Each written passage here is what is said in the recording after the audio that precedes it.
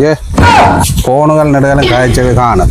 நான் வீட்டை புல்லு வாங்காத வள புல்லு கிடைக்கல வாழை வைக்கணும். புல்லை வெட்டு போ நடா.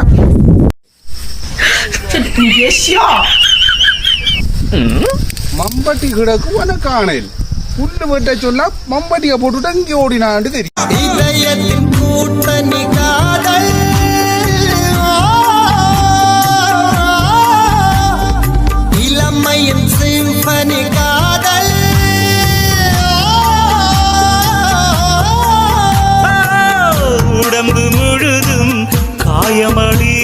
அடே நான் ஒரு புல்லு தானடா வெட்ட சொன்னேன்.